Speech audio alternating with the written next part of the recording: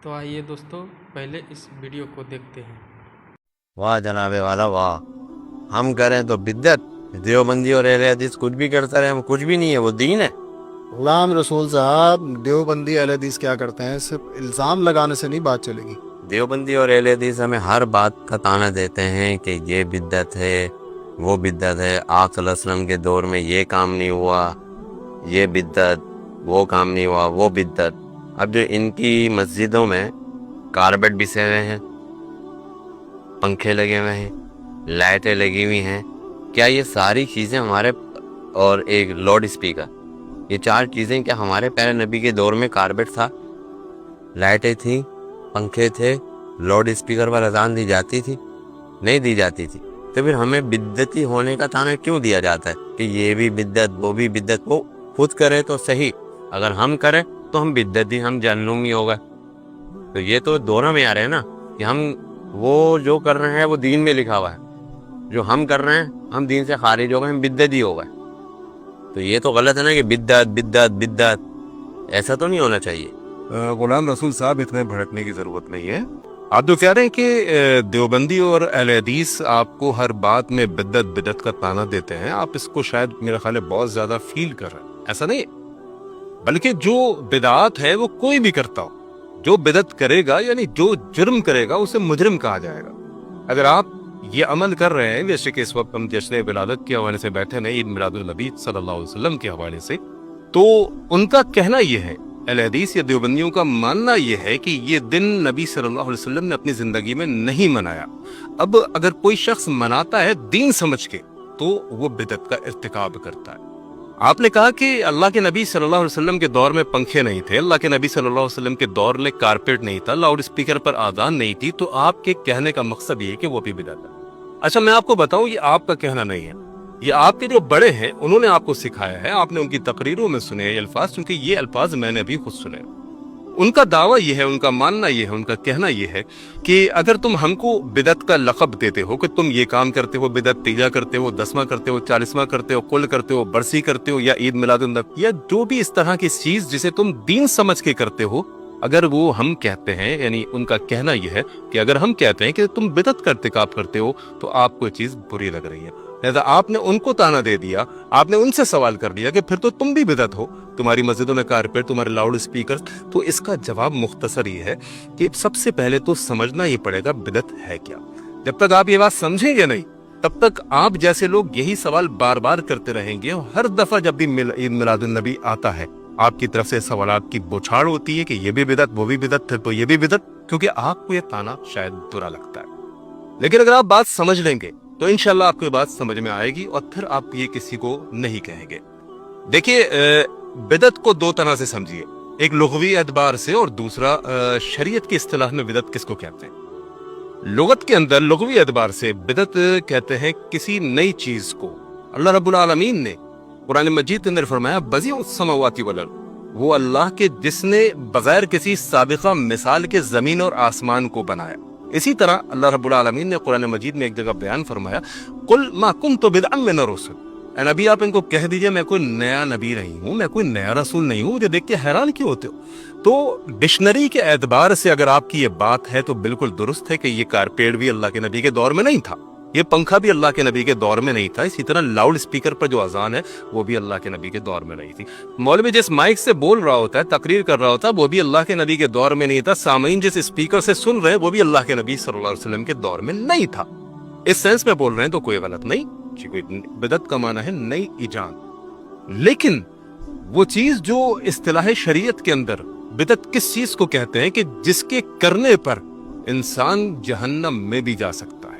अल्लाह के नबी सल्लल्लाहु अलैहि वसल्लम ने फरमाया कि मन अहदसा फी अम्रिना हाज़ा मा लैसा मिन्हु फहुवा रद्द, पर जिसने मुझे मोहम्मद के लाए हुए दीन के अंदर किसी भी नई बात का इजाफा किया, उसने बिदअत का काम किया, वो अमल मरदूद है। बात यह है कि दीन के अंदर निकाले गए किसी भी नए तरीके को, बिदअत की जो डेफिनेशन मैं आपको समझाना चाह रहा हूं, अगर आप उसको समझ लेंगे तो इंशाल्लाह मैं समझता हूं आपकी इस्लाह हो जाएगी, और आप इस बात पर सोचने पर मजबूर होंगे कि आज तक मैं जहां पर खड़ा हुआ था क्या वो गुमराही थी। देखिए, शरीयत की इस्तिलाह में बिदअत कहते हैं दीन के अंदर निकाले गए किसी नए तरीके को, वो अमल کہ جس کے ذریعے سے اللہ رب العالمین کا تقرب حاصل کیا جا سکے، حالانکہ اس عمل کی دلیل کتاب و سنت میں موجود نہ ہو۔ مجھے امید ہے کہ میری بات آپ کو سمجھ آ رہی ہوگی، یہ آپ سمجھنے کی کوشش کریں۔ بدعت دین کے اندر نکالے گئے اس نئے طریقے کو کہتے ہیں کہ جس کے ذریعے سے اللہ رب العالمین کا تقرب حاصل کیا جاتا ہو، یعنی امید رکھی جاتی ہو، اور کرنے پر ثواب اور نہ کرنے پر گناہ کا فتویٰ لگایا جاتا ہو۔ اب آپ سمجھیے کہ جو بندہ لاؤڈ اسپیکر پر اذان دے رہا، کیا وہ اس بات کی امید رکھتا ہے کہ میں لاؤڈ اسپیکر پر اذان دوں گا تو مجھے زیادہ ثواب ملے گا اور بغیر لاؤڈ اسپیکر کے دوں گا تو مجھے کم ثواب ملے گا؟ کیا ایسا ہے؟ نہیں ہے۔ اسی طرح مسجد میں درس ہو رہا ہے، جو لوگ کارپیٹ پر بیٹھ کر درس سن رہے ہیں یا پنکھے کے نیچے بیٹھ کر درس سن رہے ہیں، کیا ان کا یہ ماننا ہے کہ اگر کارپیٹ نہ ہوتا یا یہ پنکھے نہ ہوتے تو ہمارے ثواب میں کوئی کمی آ جائے گی یا ہمیں گناہ ملے گا؟ ایسا بھی نہیں۔ جو شخص کارپیٹ پر بیٹھ کر درس سن رہا ہے یا جو شخص پنکھے کے نیچے بیٹھ کر درس سن رہا ہے، ان کا یہی تصور ہے کہ پنکھا بند بھی ہو جائے تو ہمارے اجر و ثواب میں کمی نہیں آئے گی۔ تو معلوم یہ چلا کہ بدعت اس چیز کو کہتے ہیں کہ جو کام نیا ہو اور اس کام کے ذریعے سے اللہ کا تقرب حاصل کیا جاتا ہو اور کرنے پر ثواب اور نہ کرنے پر گناہ کا فتویٰ لگایا جاتا ہو۔ جو بندہ پنکھے کے نیچے بیٹھ کر سن رہا ہے، ان کا ماننا ہے کہ اس کو بھی اتنا ہی ثواب مل رہا ہے۔ جو پنکھے بند میں سن رہا ہے، لوڈ شیڈنگ ہے، لائٹ نہیں ہے، پھر بھی ان کو یہی کہنا ہے کہ ہمیں اتنا ہی ثواب مل رہا ہے، کیونکہ یہی تصور اور یہی کانسیپٹ۔ اب یہاں پر بات یہ آتی ہے کہ انسان جب بدعت کی طرف جاتا ہے تو گمراہی کی طرف چلا جاتا ہے، اور بدعت کا ٹھکانہ نبی علیہ الصلوۃ والسلام کی حدیث کے مطابق اللہ کے نبی صلی اللہ علیہ وسلم نے فرمایا کل بدعت ضلالہ، جتنی بدعات ہیں وہ سب گمراہی ہے، وکل ضلالۃ فی النار۔ نبی علیہ الصلوۃ والسلام نے فرمایا کہ ہر بدعت گمراہی کی طرف لے کر جا رہی ہے۔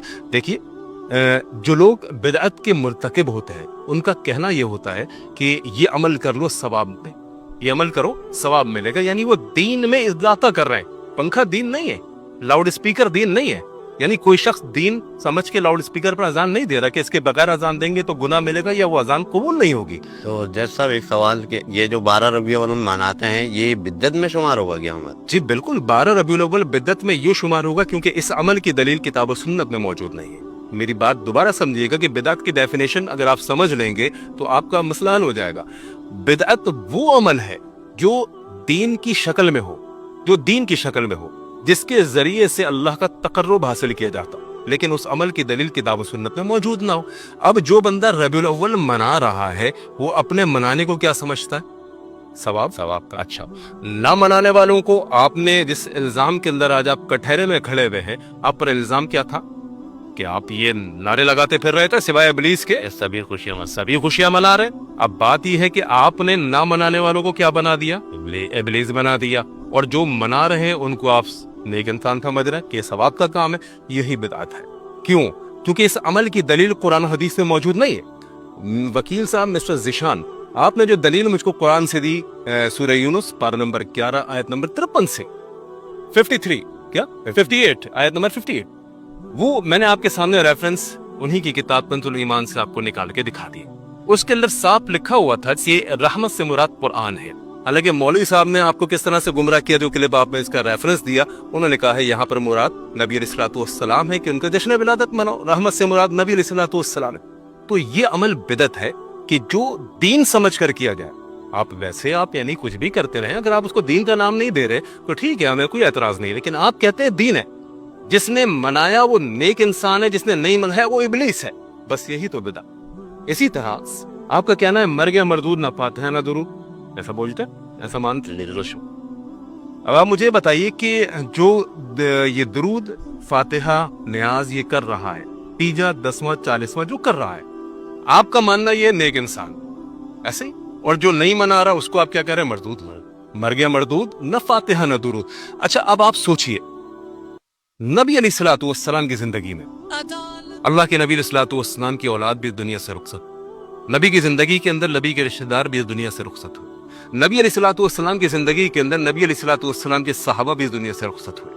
اچھا اگر یہ درود تیجا 10واں 40واں جس کے آپ قائل ہیں اور جس کے کرنے پر آپ ثواب اور نہ کرنے والوں کو آپ مردود کہہ رہے ہیں، اگر یہ عمل ہم کتاب و سنت میں ڈھونڈیں، آپ نے کبھی کسی حدیث کے اندر سنا ہے کہ اللہ کے نبی صلی اللہ علیہ وسلم نے کسی کا تیجا 10واں 40واں کیا ہو؟ میں نے قرآن اور حدیث کا پوچھا ہے آپ سے، نہیں سنا۔